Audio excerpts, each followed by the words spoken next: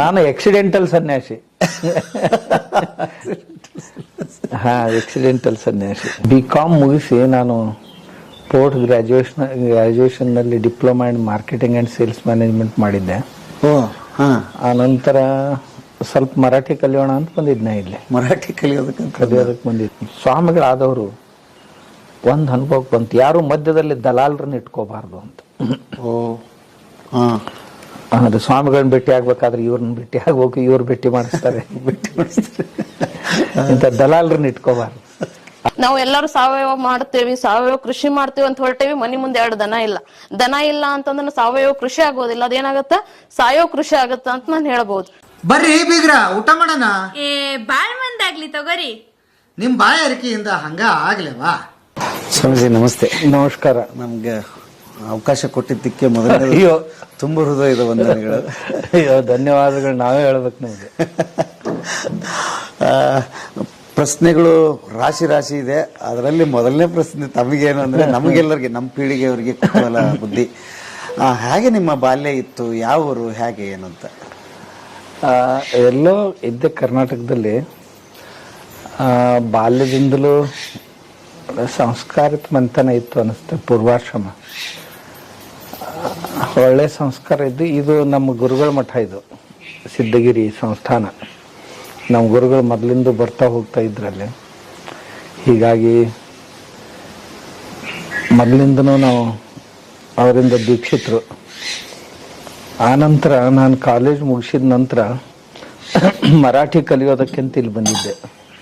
ಅಂದ್ರೆ ನಿಮ್ಮ ನಾನು ಅವ್ರಿಗೇನೂ ಗೊತ್ತಿಲ್ಲ, ನಾನು ಮರ್ತು ಬಿಟ್ಟಿದ್ದೆ. ಸನ್ಯಾಸಿಗಳು ನೆನಪಿಟ್ಕೋಬಾರ್ದು, ಅವನ್ನೆಲ್ಲ ಹಳೆವು. ಪೂರ್ವಾಶ್ರಯಗಳನ್ನು ಭಾಳ ನೆನೆಸ್ಬಾರ್ದು ಸನ್ಯಾಸಿಗಳು. ಊರುನು ಎಲ್ಲನೂ ಮರಿಬೇಕು, ಅದನ್ನ ಮರೆತ್ರೆ ಒಳ್ಳೇದು. ಇಲ್ಲಿ ನಾನು 1986ರಲ್ಲಿ ಬಂದೆ. ನನ್ನ ಕಾಲೇಜು ಶಿಕ್ಷಣ ಮುಗಿಸಿ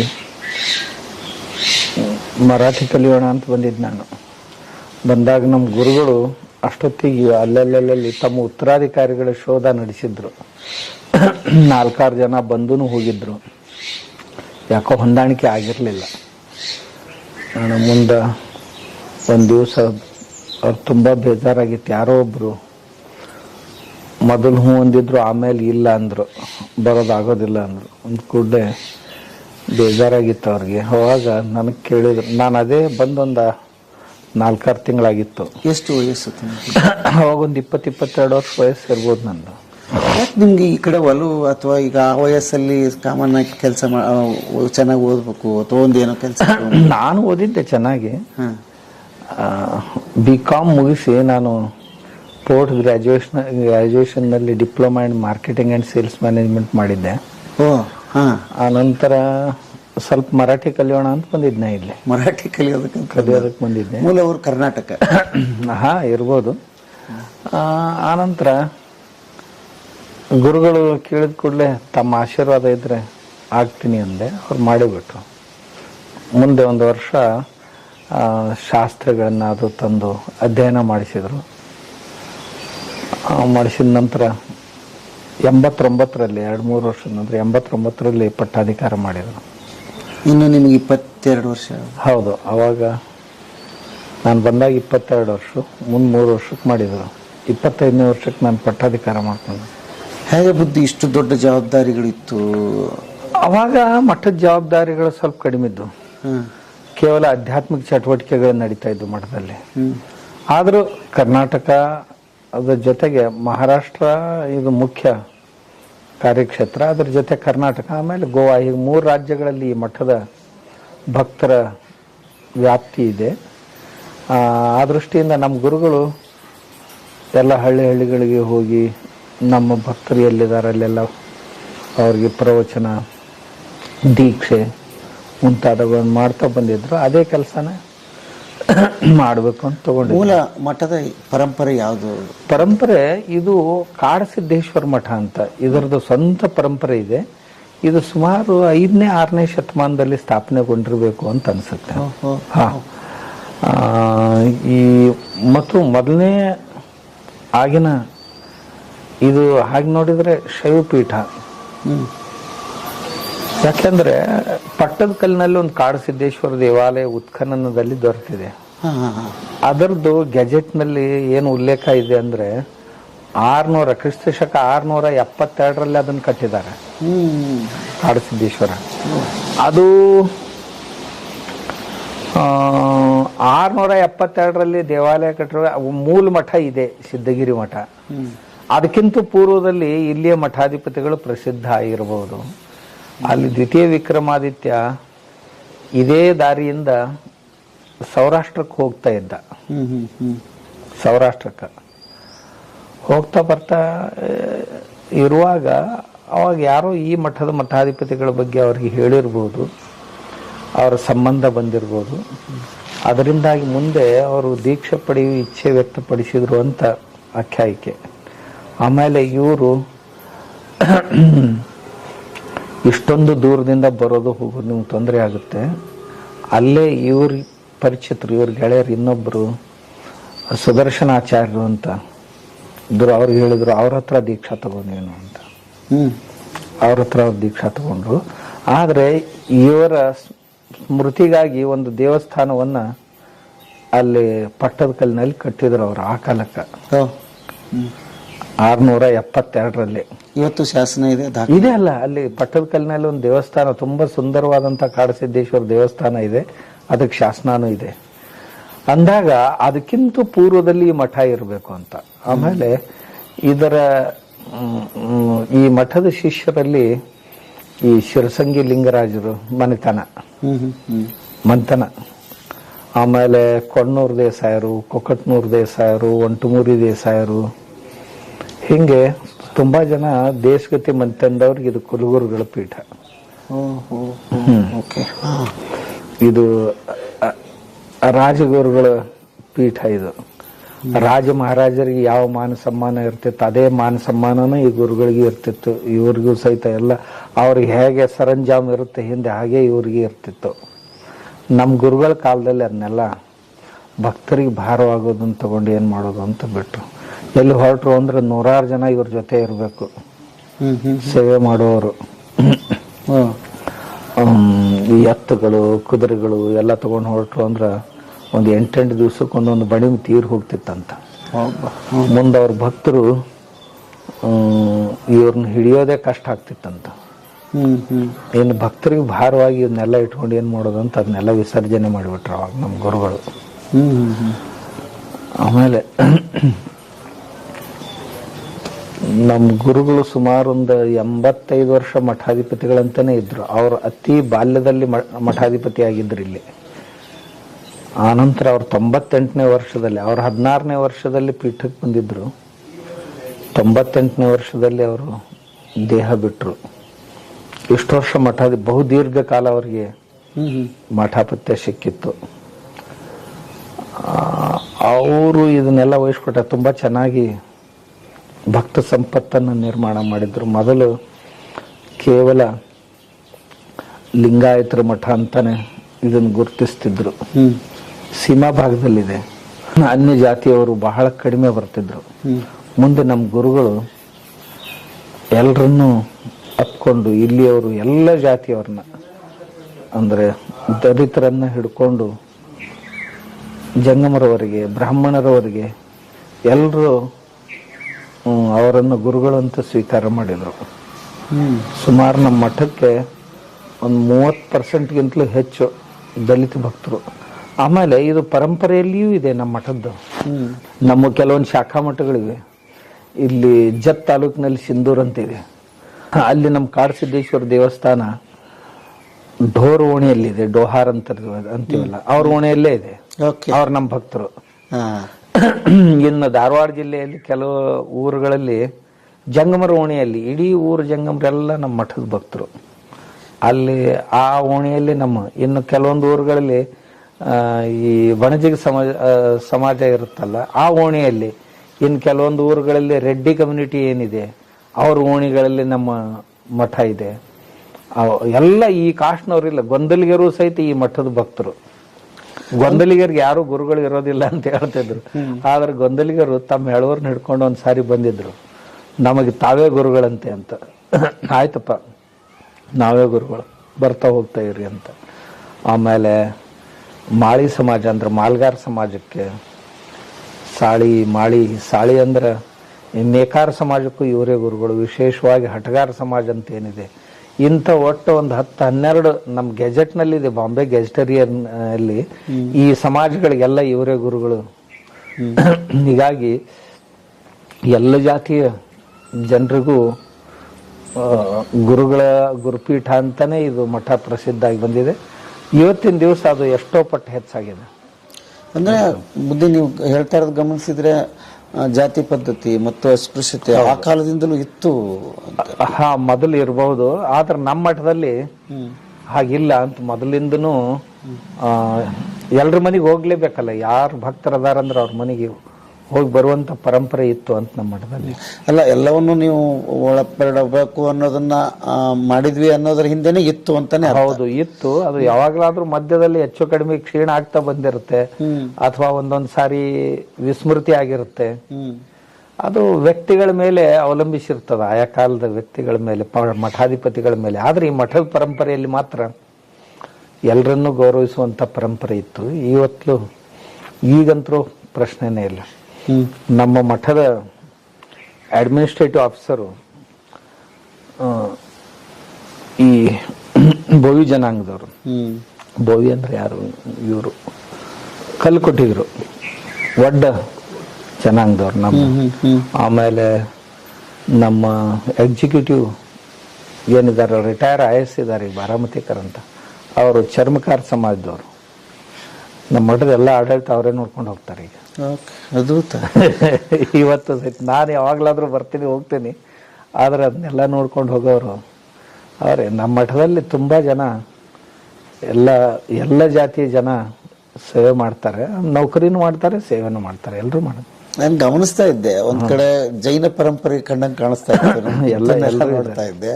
ಇನ್ನೊಂದ್ ಕಡೆ ಲಿಂಗ ದೀಕ್ಷೆ ಕೊಡ್ತಾ ಇದ್ರಿ, ಈಗ ಹಂಗ ಅನ್ಕೊಂಡೆ. ಸೊ ಯಾವ್ದು ಅಂತ ನನಗೆ ಕನ್ಫ್ಯೂಷನ್. ಎಲ್ರು ನಮ್ಮಲ್ಲಿ ಮಂತ್ರ ದೀಕ್ಷೆನೂ ಕೊಡ್ತೀವಿ, ಲಿಂಗ ದೀಕ್ಷೆನೂ ಕೊಡ್ತೀವಿ.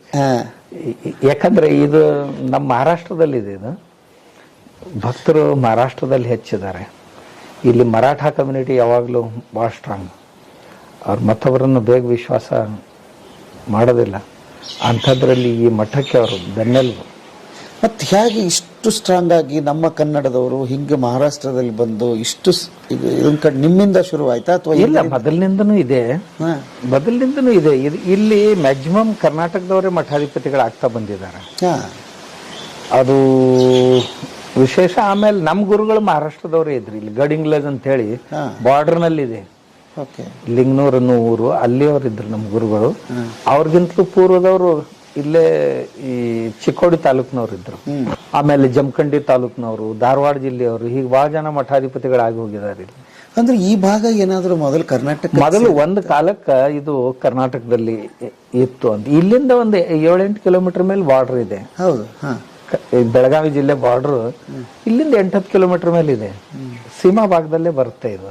ಆಮೇಲೆ ನಮ್ಮ ಏರಿಯಾದಲ್ಲಿ, ಈಗ ನಾವು ಮಹಾರಾಷ್ಟ್ರದಲ್ಲಿ ಇದ್ರು ಸಹಿತ, ಇಲ್ಲಿ 2 ಕಮ್ಯುನಿಟಿ ಕನ್ನಡ ಮಾತಾಡ್ತಾರೆ ಮನೆಯೊಳಗ. ಒಂದು ಲಿಂಗಾಯತರು, ಎರಡನೇದ್ದು ಜೈನರು. ಯಾಕೆ ಅಂದ್ರೆ ಅವ್ರಿಗೆ ಅದು ಧರ್ಮ ಭಾಷೆ. ಅವ್ರ ಧರ್ಮ ಕ್ಷೇತ್ರಗಳು ಕರ್ನಾಟಕದಲ್ಲಿ ಇರೋದ್ರಿಂದ ಅವ್ರ ಮನೆಯಲ್ಲಿ ಕನ್ನಡ ಮಾತಾಡ್ತಾರೆ. ಯಾಕಂದ್ರೆ ತಮ್ಮ ಧರ್ಮ ಕ್ಷೇತ್ರಕ್ಕೆ ಹೋದಾಗ ಅವ್ರ ಧರ್ಮ ಗುರುಗಳು, ಆಮ್ಯಾಗ ಅವ್ರ ಕ್ಷೇತ್ರದಲ್ಲಿ ಕನ್ನಡನೇ ಮಾತಾಡ್ಬೇಕಾಗತ್ತೆ ಅನ್ನೋ ಕಾರಣದಿಂದ ಇವತ್ತು ಸಹಿತ ಆ 2 ಕಮ್ಯುನಿಟಿಯ ಮಂಥನಗಳಲ್ಲಿ ಮಾತ್ರ ಕನ್ನಡ ಮಾತಾಡ್ತಾರೆ. ಆದ್ರೆ ಅದು ಈ ಬಾರ್ಡರ್ ಕನ್ನಡ ಇರುತ್ತೆ ಅಷ್ಟೇ, ಕನ್ನಡ ಮಾತಾಡ್ತಾರೆ ಇಲ್ಲಿ. ಬಹಳ ಕುತೂಹಲದ್ದು ಏನು ಅಂತಂದ್ರೆ, ಇವತ್ತು ಕೂಡ ನಮ್ಮ ಕನ್ನಡದ ಬಾರ್ಡರ್ ಅಲ್ಲಿ ಸಂಘರ್ಷಗಳು ನಡೀತಾ ಇರುತ್ತೆ. ನೀವು ಅದು ಏನು ಲವಲೇಶವೂ ಏನು, ಹಾಗೆ ಒಂದು ದೊಡ್ಡ ಸಾಮ್ರಾಜ್ಯ ಇಲ್ಲಿ ಕಟ್ಟಿ ಕೂತಿದ್ದೀರಿ. ಇದು ಹೇಗೆ ಇಲ್ಲಿ ಸಾಧ್ಯ ಆಗುತ್ತೆ, ಅಲ್ಲಿ ಯಾಕೆ ಹಂಗಾಗುತ್ತೆ? ಎಲ್ರದ್ದು ಅಷ್ಟೇ ಶ್ರದ್ಧೆ ಇದೆ. ಕರ್ನಾಟಕ ಜನರದ್ದು ಎಷ್ಟು ಶ್ರದ್ಧೆ ಇದೆ, ಅದಕ್ಕಿಂತಲೂ ಹೆಚ್ಚು ಶ್ರದ್ಧೆ ಇಲ್ಲಿ ಅವ್ರದ್ದಿದೆ. ನಮ್ ಜನ ಇಲ್ಲಿ ಎಷ್ಟು ಶ್ರದ್ಧಾವಂತರು ಅಂದ್ರೆ ಏನ್ ಹೇಳಿದ್ದನ್ನ ಮಾಡ್ತಾರೆ. ಲಿಂಗಾಯತ್ರಲ್ಲ, ಆದ್ರೆ ನಾವು ಹೇಳಿದೀವಿ ಎಲ್ರು ನೀವು ಲಿಂಗ ಕಟ್ಕೊಂಡ್ ಬರ್ಬೇಕು ಈಗ 1 ಗಂಟೆ ಒಳಗಂದ್ರೆ ಎಲ್ರು ಕಟ್ಕೊಂಡ್ ಬರ್ತಾರೆ. ಎಲ್ರು ನೀವು ವಿಭೂತಿ ಹಚ್ಕೊಂಡ್ ಬರ್ರಿ ಅಂದ್ರೆ ಒಂದು 10 ನಿಮಿಷದಲ್ಲಿ ಎಲ್ರು ವಿಭೂತಿ ಹಚ್ಕೊಂಡ್, ಅಷ್ಟು ಶ್ರದ್ಧೆ ಇದೆ ಜನರಲ್ಲಿ. ಮತ್ ಈ ಅದಕ್ಕಾಗಿ ಯಾಕೆ ಬಡದಾಡೋದು ಅಂತ. ಯಾಕೆ ನನಗೂ ಅದೇ ಪ್ರಶ್ನೆ ಇತ್ತು, ಯಾಕಲ್ಲಿ ಸಣ್ಣ ಸಣ್ಣದಕ್ಕೆ ಗಲಾಟೆ ಆಗ್ತದೆ, ಸಂಘರ್ಷ ಆಗ್ತದೆ, ನಮ್ ಕನ್ನಡದವರು ಉಳಿಸ್ಬೇಕಂತ ಅಲ್ಲಿಂದ ಏನಿಲ್ಲ, ನಮ್ ಬಾರ್ಡರ್ದಲ್ಲಿ ಅಂಥದ್ದೇನಿಲ್ಲ. ಯಾಕಂದ್ರ ಇಲ್ಲಿ ಈ ಪಕ್ಕದ ಹಳ್ಳಿಗಳಿವೆ ಅಲ್ಲ, ಇವರೆಲ್ಲ ಬೀಗರು ಬಿದ್ರೆಲ್ಲ ಕರ್ನಾಟಕದಲ್ಲಿದ್ದಾರೆ. ಬೆಳಗಾವಿ ಹುಬ್ಬಳ್ಳಿವರೆಗೂ ಇದಾರೆ. ಆ ಜನರು ಬೀಗರು ಬಿದ್ರು ಇಲ್ಲಿದ್ದಾರೆ. ಹಿಂಗಾಗಿ ಅವ್ರಿಗೆ ಏನ್ ತೊಂದ್ರೆ ಇಲ್ಲ. ಕೆಲವು ಜನ ರಾಜಕಾರಣ ಮಾಡುವಂತ ಜನ ಏನಿದಾರ ಅವ್ರಿಗೆ ಮಾತ್ರ ಈ ಸಮಸ್ಯೆ ಇರೋದು. ಇಲ್ಲಿ ಗ್ರಾಮೀಣರಿಗೆ ಅದೇನು ಸಮಸ್ಯೆ ಅಲ್ಲ. ಅವ್ರಿಗೆ ಯಾವುದೇ ತೊಂದರೆಗಳು ಇರೋದಿಲ್ಲ. ಯಾಕಂದ್ರೆ ಈ ಹೆಣ್ಮಕ್ಳನ್ನ ಇಲ್ಲಿ ಅವ್ರನ್ನ ಅಲ್ಲಿ ಕೊಟ್ಟಾರ, ಅಲ್ಲಿ ಅವ್ರನ್ನ ಇಲ್ಲಿ ಕೊಟ್ಟಾರ, ಅವ್ರ ದಿನಾಲು ಹೋಗೋದು ಬರೋದು ನಡೆದೇ ಇರುತ್ತೆ. ಅದನ್ನ ಚೇಂಜ್ ಮಾಡ್ಲಿಕ್ಕೆ ಆಗೋದಿಲ್ವಲ್ಲ. ಅಲ್ಲ, ಎಲ್ಲ ಗಡಿ ಭಾಗನೂ ಹೀಗೆ ಹೊಂದ್ಕೊಂಡಿರುತ್ತೆ. ಅದು ಬರೀ ಎಲ್ಲ ಕಡೆನೂ ಹೀಗೆ ಇರುತ್ತೆ.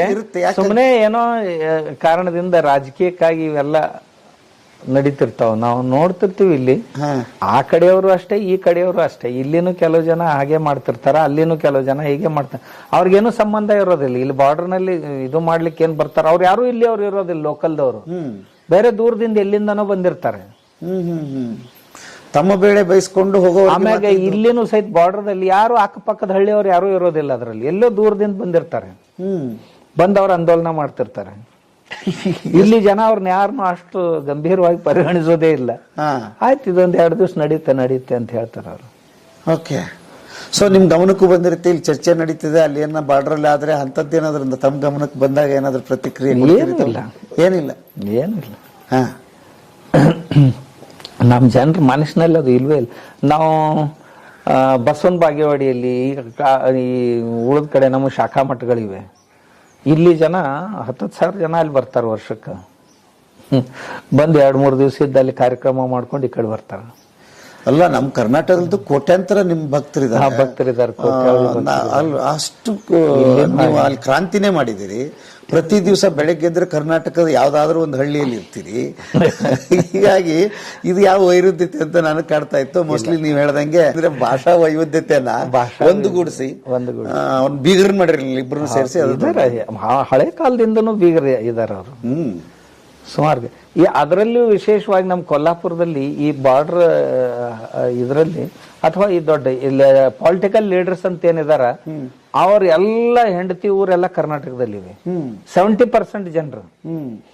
ಆಮ್ಯಾಗ ಕರ್ನಾಟಕ ಬಾರ್ಡರ್ದಲ್ಲಿರುವಂತ ಪೊಲಿಟಿಕಲ್ ಲೀಡರ್ಸ್ ಏನದಾರ, ಅವ್ರ ಹೆಂಡತಿ ಊರೆಲ್ಲ ಕೊಲ್ಲಾಪುರ ಡಿಸ್ಟಿಕ್, ಸಾಂಗ್ಲಿ ಡಿಸ್ಟಿಕ್ ನಲ್ಲಿ, ಸೋಲಾಪುರ್ ಕಾಂಗ್ರೆಸ್ ಮತ್ತು ಸಾಂಗ್ಲಿ. ಅವರೆಲ್ಲ ಈ ಕಡೆ ಅಳಿಯಂದಿರ ಅವರು.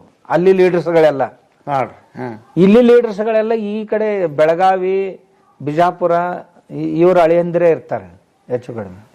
ಮೋಸ್ಟ್ಲಿ ನಿಮ್ಮ ಹತ್ರ ಬಂದ್ರೆ ಸಮಸ್ಯೆ ಬಗೆಹರಿದ್ ಬಿಡುತ್ತೆ ಅಂತ ಬರ್ತಾ ಕೆಲವೊಂದು ಹಿತಾಸಕ್ತಿಗಳು ಇರ್ತಾವ. ಅದ್ರ ಮೇಲೇನ ಅವ್ರ ವ್ಯವಸಾಯ ನಡೆಯುತ್ತೆ, ವರ್ಷದ ಉದ್ದಕ್ಕೂ ವ್ಯವಸಾಯ ನಡೆಯುತ್ತೆ. ಆ ವ್ಯವಸಾಯಕ್ಕೆ ಯಾಕಲ್ಲಿ ಹಾಕೋದು.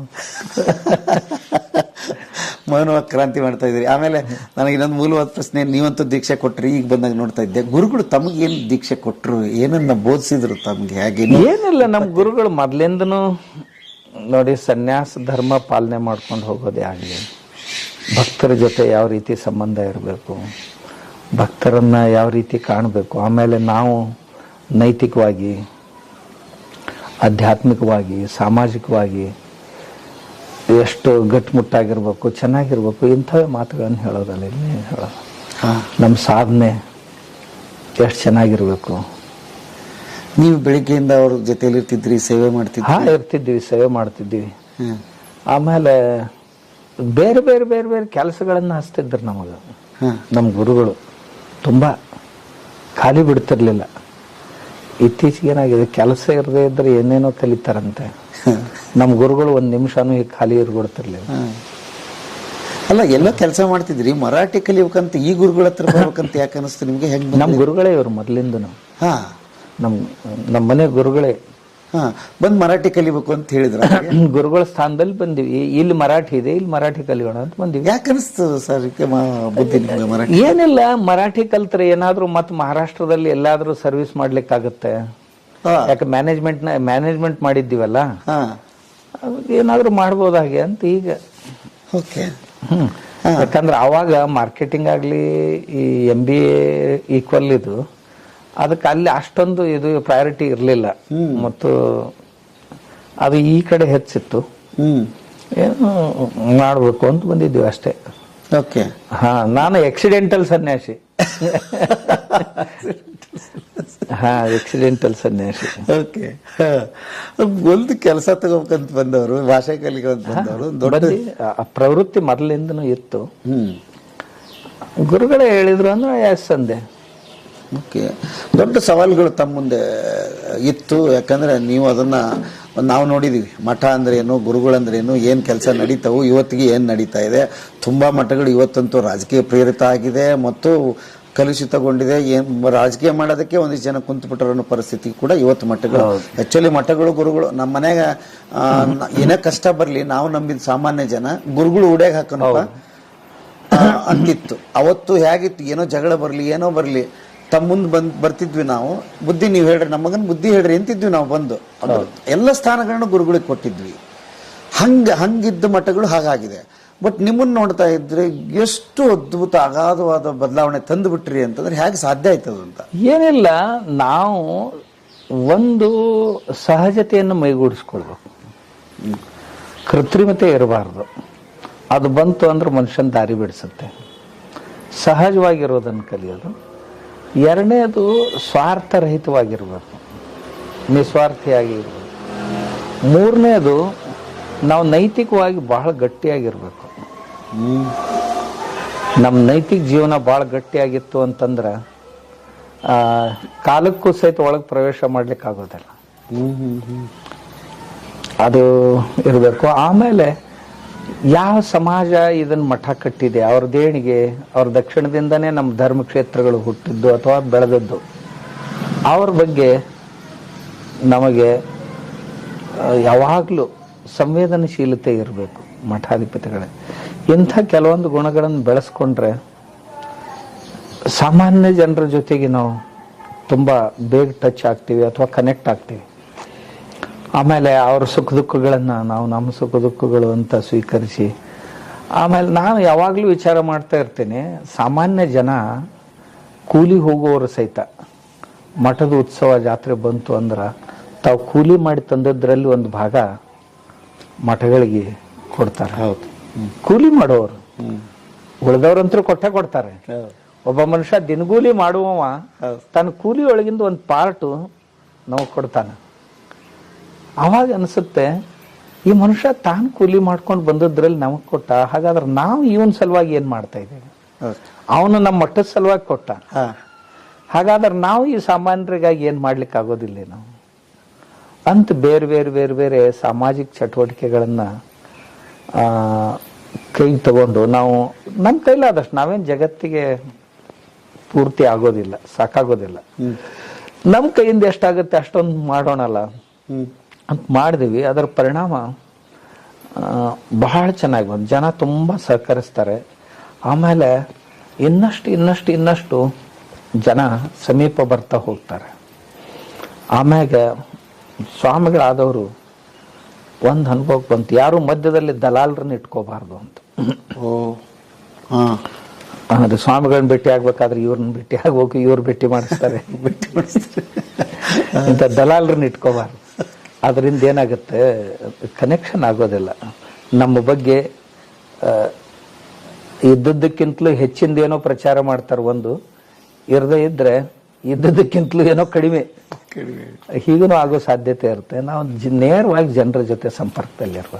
ಬಟ್ ಸವಾಲುಗಳು ಇರುತ್ತಲ್ಲ ಬುದ್ಧಿ, ಯಾಕೆಂದ್ರೆ ಇಲ್ಲಿ ಮಠ ಅಂತಂದ್ರೆ ನೀವು ಅದ್ರ ಸುತ್ತ ಒಂದು ಜನ ಇರ್ತಾರೆ, ಸದಸ್ಯರಿರ್ತಾರೆ, ಕಮಿಟಿ ಇರ್ತದೆ, ಆಶೋತ್ತರಗಳನ್ನ ಹಂಚ್ಕೊಳ್ಳೋರು ಇರ್ತಾರೆ. ಅವರೆಲ್ಲರ ಮಧ್ಯೆ ನಿಮ್ಮ ಆಶೋತ್ತರಗಳನ್ನ ತರಬೇಕಾಗಿರುತ್ತೆ. ನಮ್ಮ ಮಠದ ಕಮಿಟಿ ಸದಸ್ಯರಿಗೆ ಅವ್ರ ಮನೆಯವ್ರಿಗೆ ಗೊತ್ತಿಲ್ಲ ಇವ್ರ ಕಮಿಟಿ ಸದಸ್ಯರಿದಾರಂತ. ಸಾಮಾನ್ಯ ಜನರು ಇರ್ತಾರೆ, ಅವ್ರಿಗೆಂದೂ ಭಾವನೆ ಬಂದಿಲ್ಲ ನಾವು ಈ ಮಠದ ಟ್ರಸ್ಟಿ ಇದೀವಿ, ನಾವು ಹಾಗೆ ಮಾಡ್ಬೇಕು ಹೀಗೆ ಮಾಡ್ಬೇಕು. ಹಂಗೇನಾದ್ರೂ ಅವ್ರ ಮನಸ್ಸಿಗೆ ಬಂತಂದ್ರೆ ಅವ್ರ ಮರುದಿವ್ಸ ನಾನು ಮನೆಗೆ ಹೋಗಿ ಕಳಿಸ್ತೀನಿ, ನಾನು ಹೀಗೆ ಮಾಡಬೇಡ್ರಿ. ನೀವು ಸಾಮಾನ್ಯರಲ್ಲಿ ಸಾಮಾನ್ಯರು ಆಗಿರ್ಬೇಕು, ಆದ್ರೆ ಯಾರ ಮೇಲೂ ದರ್ಪ ತೋರಿಸ್ಬಾರ್ದು. ನಾವೇ ತೋರಿಸೋದಿಲ್ಲ, ನೀವ್ಯಾಕೆ ತೋರಿಸ್ತೀರಿ ದರ್ಪ ಅವರಿಗೆ?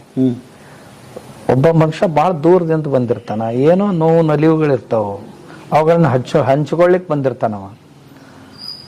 ಅದು ಯಾವುದೇ ಇದ್ರೂ ಸಹಿತ ಅವನ ಜೊತೆ ನಾವು ಭಾಳ ಆತ್ಮೀಯರಾಗಿ ಅದನ್ನ ಕೇಳಿದೀವಿ ನೋಡಿದೀವಿ ಅಂದ್ರೆ ಅವನಿಗೆ ತುಂಬಾ ಸಮಾಧಾನ ಅನ್ಸತ್ತೆ. ನಾವೇನು ಕೊಡೋದಿಲ್ಲ ತಗೊಳ್ಳೋದಿಲ್ಲ, ಅವನ ಮಾತುಗಳನ್ನು ಸ್ವಲ್ಪ ಕೇಳಿ ನಮಗೇನು ತಿಳಿಯುತ್ತೆ ಒಂದೆರಡು ಮಾತುಗಳನ್ನು ಅವ್ರಿಗೆ ಹೇಳಿದ್ರೆ ತುಂಬಾ ಖುಷಿಯಾಗಿ ಹೋಗ್ತಾರೆ ಅವರು.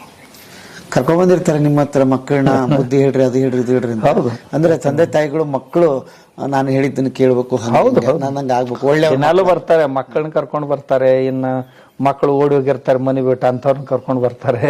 ಇನ್ ಯಾವ ಹೆಣ್ಮಕ್ಳು ಓಡಿ ಹೋಗಿರ್ತಾವು ಅವನ್ನೂ ತಗೊಂಡು ಬಂದಿರ್ತಾರೆ.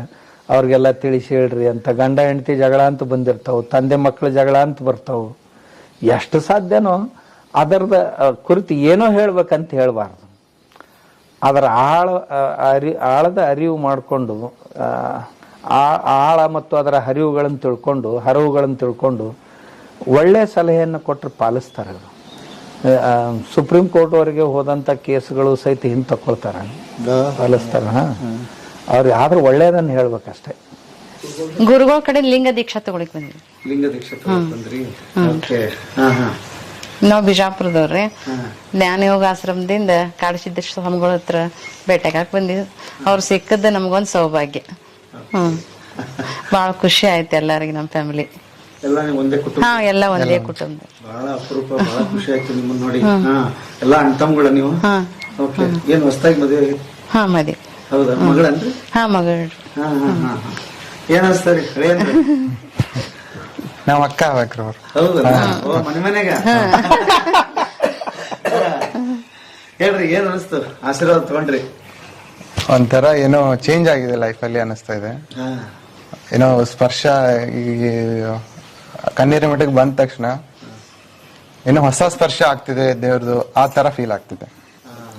ಬೇಕಾದಷ್ಟು ಮಠಗಳು ನೋಡಿದಿರಿ, ಸ್ವಾಮೀಜಿ ನೋಡಿರ್ತೀರಿ, ಬಟ್ ಇವ್ರ ಬಗ್ಗೆ ಏನ್ ಅನ್ಸುತ್ತೆ?